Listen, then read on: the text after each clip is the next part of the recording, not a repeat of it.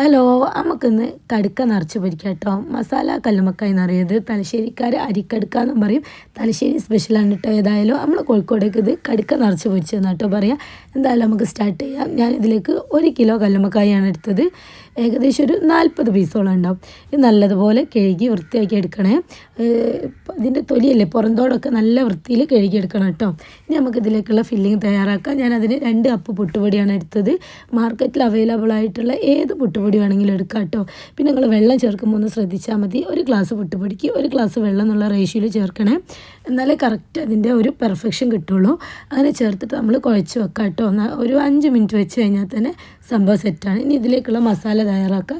അതിനുവേണ്ടി നമ്മളൊരു 3 പച്ചമുളക്, ഒരു 10-12 ചുവന്നുള്ളി, 2 തണ്ട് കറിവേപ്പിലയും, പിന്നെ ഒരു 1.5 സ്പൂൺ പെരിഞ്ജീരകമാണ് നമ്മൾ ചേർത്ത് കൊടുക്കുന്നത്. പിന്നെ ഇതിലേക്ക് 1 മുറി തേങ്ങയും കൂടെ ചേർത്ത് കൊടുക്കണേ. പിന്നെ ആവശ്യത്തിന് ഒരു നുള്ളു മഞ്ഞൾപ്പൊടിയും കൂടെ ചേർത്തിട്ട് ഇതിൽ നിന്ന് പകുതി മാവെടുക്കുക. പകുതി മാവെടുത്തിട്ട് അത് ചേർത്തിട്ട് അരച്ചെടുക്കുക. ബാക്കി പകുതി നനച്ച മാവ് അവിടെ ഇരുന്നോട്ടെ കേട്ടോ.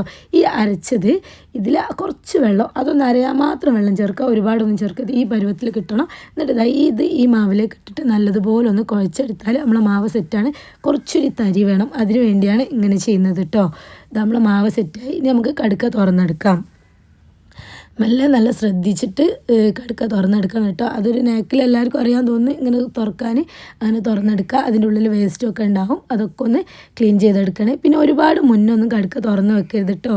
അതിന്നൊരു വെള്ളം ഇറങ്ങുന്ന പോലെ എനിക്ക് ഫീൽ ചെയ്തിട്ടുണ്ട്. അപ്പോൾ എന്താ പറയുക, മീറ്റ് കുറയുന്ന പോലെ എനിക്ക് തോന്നിയിട്ടുണ്ട്. അത് ശരിയാണോ അറിയില്ല, അതെന്താ കാരണം എന്നുള്ളതൊന്ന് അറിയുന്നവരൊന്ന് കമൻറ്റ് ചെയ്യും കേട്ടോ.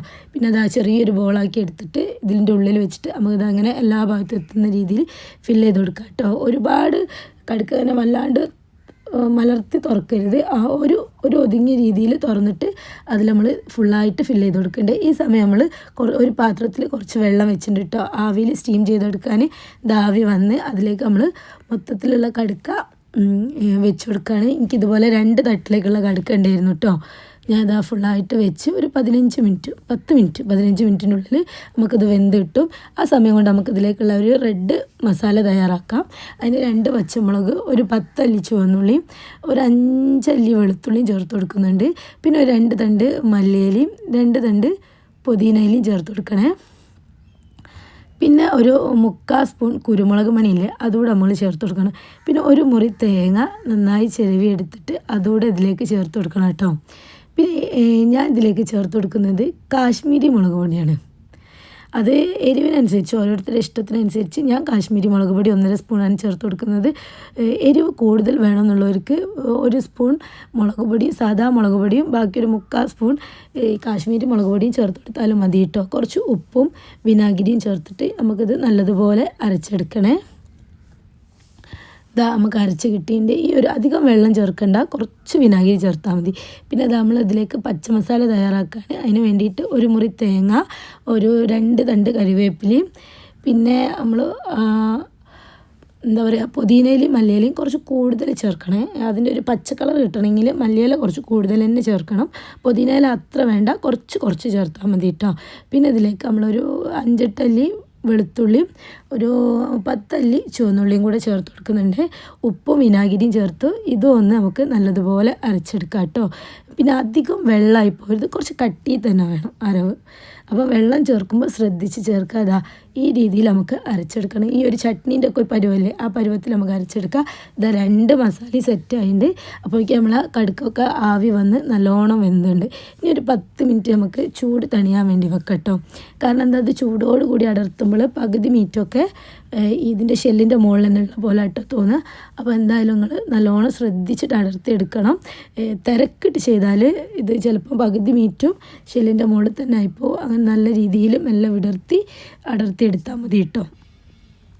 ഞങ്ങളുടെ നാട്ടിലേക്ക് ഈ മെത്തേഡിലല്ലല്ലോ നമ്മൾ ചെയ്യൽ. മൊത്തത്തിൽ നിറച്ചിട്ട് അങ്ങനെ തന്നെ പൊരിച്ചെടുക്കലാണല്ലോ, ആവിയിൽ വേവിക്കലൊന്നുമില്ലല്ലോ. അപ്പോൾ എന്തായാലും ഇങ്ങനെ നിങ്ങൾ ചെയ്ത് നോക്കി. നമ്മൾ മൊത്തം കല്ലുമ്മക്കായ നമ്മൾ അടർത്തി എടുത്തിട്ടുണ്ട്. ഇനി ഞാനിത് രണ്ടും ഒരേ ടൈമിലായിട്ട് ചെയ്യുന്നത്. 2 പാൻ വെച്ചിട്ട് ഒരേ ടൈമിൽ തന്നെ ചെയ്യുക. നിങ്ങൾക്ക് നിങ്ങളുടെ സൗകര്യാർത്ഥം 1-2 നിങ്ങളെ ഇഷ്ടത്തിന് അങ്ങോട്ട് മാറ്റി ചെയ്യുക കേട്ടോ. ഫസ്റ്റ് തന്നെ ഞാൻ ചെയ്യുന്നത് റെഡാണ്. ഇത് നല്ലതുപോലെ ഇതിൽ മസാലയിൽ മുക്കിയിട്ട് നമ്മൾ പൊരിച്ചെടുക്കുകയാണ് കേട്ടോ ചെയ്യുന്നത്. ജസ്റ്റ് ഒന്ന് വേവിച്ചെടുത്താൽ മതി. ആ മസാലേൻ്റെ പച്ചച്ചുവ മാറുന്ന വരെ. കാരണം പകുതി മുക്കാലും വെന്തതാണല്ലോ, 90% വെന്ത കടുക്കാണ്. പിന്നെ ഇതിലേക്ക് റെഡിന് കളർ കുറവാണ് നിങ്ങൾക്ക് തോന്നുകയാണെങ്കിൽ വേണമെങ്കിൽ ഒരു ഇത്തിരി ഫുഡ് കളർ ചേർത്തോളിയ. ഞാൻ ആരോടും ചേർക്കണമെന്ന് നിർബന്ധം പറയൂല, ഓരോരുത്തരുടെ ഇഷ്ടം. കാരണം വെറുതെ കെമിക്കൽ നമ്മൾ ചേർക്കേണ്ട ആവശ്യമില്ലല്ലോ. ഇത് ഏകദേശം നെരിഞ്ഞ് വരുന്നുണ്ട്. ജസ്റ്റ് ഒന്ന് മറിച്ച് തിരിച്ചിട്ടിട്ട് ആ മസാലേൻ്റെ പച്ചപ്പ് മാറി കഴിഞ്ഞാൽ നമ്മളെ സംഭവം സെറ്റാണ് കേട്ടോ. നിങ്ങൾക്ക് ശരിക്കും ഏതാ ഇഷ്ടം? തലശ്ശേരി സ്റ്റൈലാണോ അതോ കോഴിക്കോടൻ സ്റ്റൈലാണോ? നമ്മളിത് ഇങ്ങനെ നിറച്ചിട്ട് അങ്ങനെ തന്നെ വെളിച്ചെണ്ണയിൽ ഇട്ടിട്ട് പൊരിച്ചെടുക്കലല്ലേ. നിങ്ങളൊക്കെ കോഴിക്കോട് ബീച്ചിൽ വരുന്ന ആൾക്കാരല്ലേ, അപ്പോൾ കണ്ടില്ല. അപ്പോൾ നിങ്ങൾക്ക് ഏതാ അതിൽ ഫേവറേറ്റ് ആയിട്ട് തോന്നിയതെന്നുള്ളത് എനിക്ക് കമൻറ്റ് ചെയ്യണേ. ഇതാ ഇങ്ങനെ തിരിച്ച് മറിച്ചിട്ട് ഒന്ന് മസാലേൻ്റെ പച്ചമണം മാറുന്നവരെ തിരിച്ച് മറിച്ചിട്ട് നമ്മളെ സംഭവം സെറ്റ്. അതൊക്കെ പെട്ടെന്ന് കഴിയുന്ന പരിപാടിയാണ് കേട്ടോ. അതുപോലെ തന്നെ റെഡും നമുക്ക് ചെയ്തെടുക്കുക. അത് രണ്ട് സെറ്റാക്കിയിട്ടാണ് ഞാൻ ചെയ്തെടുത്തത്. രണ്ടും ഇവിടെ കിടന്ന് വേവുന്നുണ്ട്. തീ കുറച്ച് വെക്കണേ, വല്ലാണ്ട് കൂട്ടി വെച്ചാൽ പെട്ടെന്ന് കരിഞ്ഞു പോകും. സംഭവം സെറ്റായിട്ടുണ്ട്. ഇനി നമ്മൾ ചെയ്യാൻ പോകുന്നത് എന്താണെന്ന് വെച്ചാൽ ഇതിൻ്റെ ബാക്കി വരുന്ന മസാല ഉണ്ട്, അത് നമ്മൾ ഈ പാനിൽ തന്നെ കുറച്ച് ഓയിൽ ചേർത്തിട്ട് വെളിച്ചെണ്ണ ചേർത്തിട്ട് ഒന്ന് മൂപ്പിച്ചെടുക്കുകയാണ് കേട്ടോ. മൂപ്പിച്ചെടുത്തിട്ട് നമ്മൾ ഈ ഉണ്ടാക്കി വെച്ച കല്ലുമ്മക്കായില്ലേ അതിൻ്റെ മുകളിലേക്കൊന്ന് ഒഴിച്ചു കൊടുക്കുക. അപ്പോൾ ആ മസാല ഫുൾ അതിലായാൽ നല്ല ടേസ്റ്റാണ്. അത്യാവശ്യം എരിവും പുളിയും ഒക്കെ ഉള്ള മസാലയാണ്. ഇത് വേണമെങ്കിൽ നിങ്ങൾക്ക് വേറെ രീതിയിലും ചെയ്തെടുക്കാം കേട്ടോ. ഈ മസാലയിലേക്ക് കല്ലുമ്മക്കായ ഇട്ടിട്ട് ഇളക്കിയെടുക്കുകയും ചെയ്യാം. അതൊക്കെ ഓരോരുത്തരുടെ ഇഷ്ടാനുസരണം. പക്ഷെ സംഭവം എന്തായാലും ഒരു രക്ഷയില്ല. ഈ മസാല ഈ കല്ലുമ്മക്കായും നല്ല ബെസ്റ്റ് കോംബോ ആണ്. ഞാൻ ഉണ്ടാക്കിയോണ്ട് പറയല്ല, നിങ്ങൾ എന്തായാലും ഒന്ന് ട്രൈ ചെയ്തിട്ട് നിങ്ങളുടെ അഭിപ്രായം എനിക്കൊന്ന് കമൻറ്റ് ചെയ്യണം. പിന്നെ എൻ്റെ ചാനൽ ഇനിയും സബ്സ്ക്രൈബ് ചെയ്യാത്തവരുണ്ട്, സബ്സ്ക്രൈബ് ചെയ്യട്ടോ.